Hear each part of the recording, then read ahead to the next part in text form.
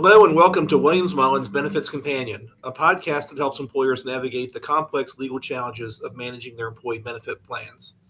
I'm your host, Brydon DeWitt, and today I'm joined by special guest Beryl Ball, Principal Financial Advisor at CAPTRUST. Welcome back to the Benefits Companion, Beryl. I am so glad to be back, Brydon. Thank you. Today, Beryl and I are going to discuss ESG investments under the final guidance we received from the Department of Labor. And I thought, Beryl, if you don't mind, I'll just give some background on ESG investing and where we are as far as the legal landscape.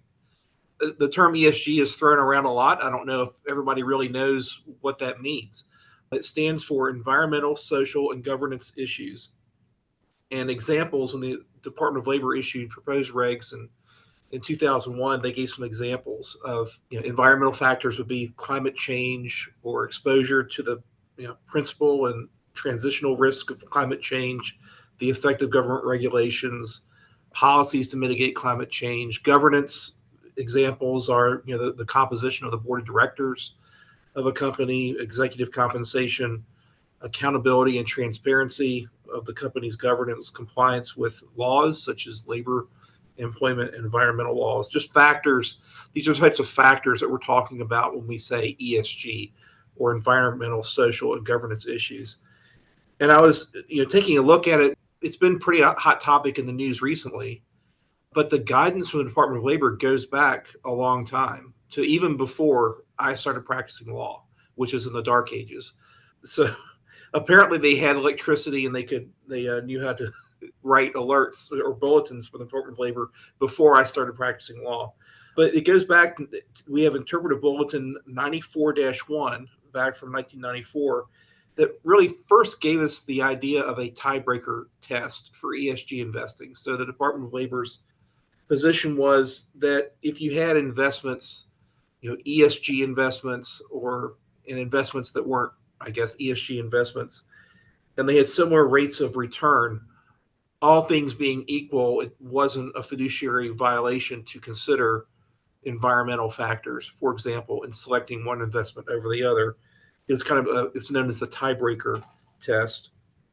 And then we had another bulletin in 2008-01, where it required fiduciaries to perform an analysis of the economic impact of the alternate or ESG options, and then have a written record of that analysis if they chose a fund based on environmental, social, or governance factors. And that was followed up about 7 years later with Interpretive Bulletin 2015-01, which said that plan fiduciaries may invest in ESG investments, and they can do that based on the ESG collateral benefits if the ESG investment was economically equivalent to other investment options. So it's still, through 2015, we still had the tiebreaker test.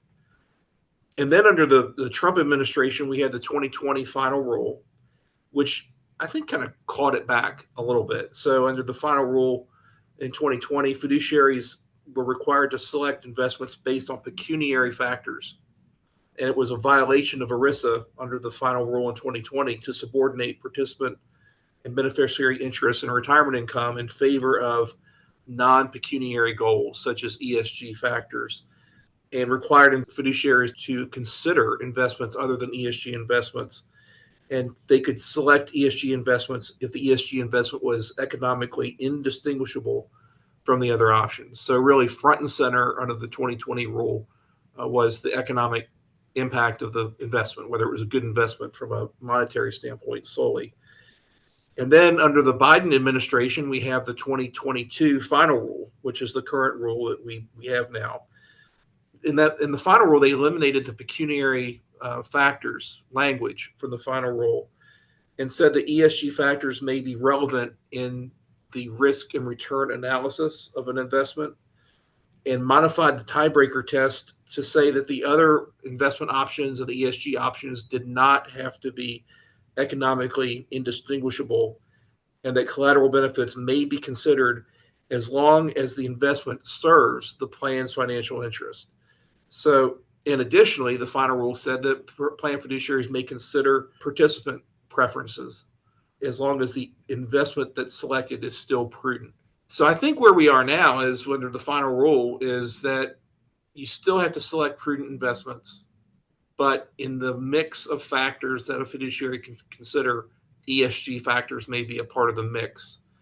And the ESG investments do not have to be necessarily economically indistinguishable from the other investment options. So with that, Beryl, where are we? What are you seeing as you're advising your clients? Thank you, Brydon, for the history, because it is a very long history. And I think plan sponsors have been very concerned about the twists and turns that you just described in the history of it being able to include ESG factors or not include them. And a lot of that has depended to some degree on who is in the White House and what the politics are of the moment. I think what has brought this to light again most recently is the new rule that has just been put out, and also a lawsuit that was brought by 26 states saying the rule you just described was somehow not appropriate from a fiduciary stand. That rule was just brought to court in Texas, and in the Texas court decided that the rule as it is, it does not violate fiduciary rules. And so at the moment, unless Congress looks differently at this, which they could at some future time, it allows plan sponsors to, for maybe the first time, to be really careful but considerate of using ESG factors. So when we are advising clients about this, we really talk about two options that they can consider if they have an interest. And much of the interest is coming from participants, not so much plan sponsors. Participants want to put their investments in things they believe in, perhaps things they see or investments they see that will do good rather than only financially profitable. I think most participants want a secure retirement, so they want a program that's going to be profitable. So one option is to put an investment like this in the core lineup.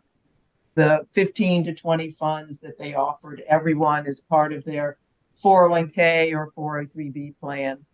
That is one option. When we at CAPTRUST look at that, first thing we actually do is look at the financial performance of the fund they want to add versus other types of funds that are similar. So for example, if they wanted to look at a large cap fund, which a lot of these funds are large cap funds, we would compare it to large cap funds that do not have an ESG factor, because we do want to make sure that financially the fund is performing well. So you're saying really from a practical standpoint, even though we have these regulations that backed off from the tiebreaker test, it's just from a risk management perspective that it's a good idea to still kind of use that tiebreaker test. We believe if they put a fund in the plan, it ought to be financially meet a standard that their investment policy statement shows. Right. And so we would do that and make sure that that was the case. But the other side of that is many plans today have what's called a self-directed brokerage option. And so we do see some plan sponsors say, well, I have a self-directed brokerage option. So if someone wants a fund like this, I would rather they choose it themselves rather than us choosing it as the plan sponsor and putting it in our core lineup. So we do see both options being used, both self-directed brokerage, but as well as core lineup. But the process that we would look at for the core lineup is to look at how it pertains to financial matters. Right. And that makes sense to me. And you also don't know who is going to be in charge of the Department of Labor Correct. in 4 years and how they would interpret even the final rule as to whether the investment was still prudent. And so it makes a lot of sense to me. Still want to follow, I think, the tiebreaker rule. And there's also, plan sponsors should be aware that you can't say, well, we have 8 really solid investment options, and we're going to throw in an ESG option. And because we've got the really good ones, we can throw in the ESG, even if it doesn't perform very well and has high fees. Well, we learned last year for the Supreme Court at the beginning of 2022 in the Hughes decision Mhm. made it clear that plan fiduciaries are responsible for every investment option under the plan. So the fact that you have some really good funds doesn't get you out of trouble. It doesn't mean you're satisfying your fiduciary duty if you let an underperforming fund that should be removed Right. remain in your plan.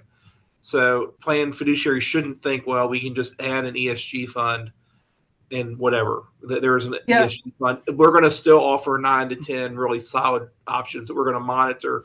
And then we have the ESG just there for the people who want Uh, ESG. That's a perilous we course to think take. it is. And we think having all that documentation that shows why you added it from a financial perspective, more so than an ESG factor. One of the good things that's happened in the marketplace, because there are so many funds like this now that really fit in that category, is there are indices that you can measure it against.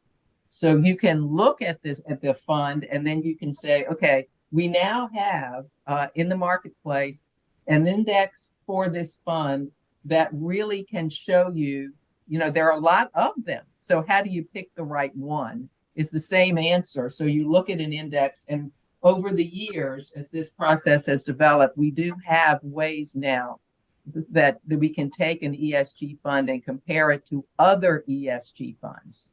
So not only can we compare it to a similar type of fund, mid cap, small cap, large cap, but we can now also compare it to similar ESG funds to see how they perform. And we do that as part of the analysis. That's interesting. Well, Beryl, thank you so much for joining me today to talk about ESG investing. If listeners have any questions or suggestions for future episodes of this podcast, please contact me. You can also visit our employee benefits page at williamsmullen.com/employee benefits. There you can find out more about our team, as well as past episodes of this podcast and legal alerts. Finally, be sure to subscribe to this podcast to be notified when our next episode posts. Thanks for listening.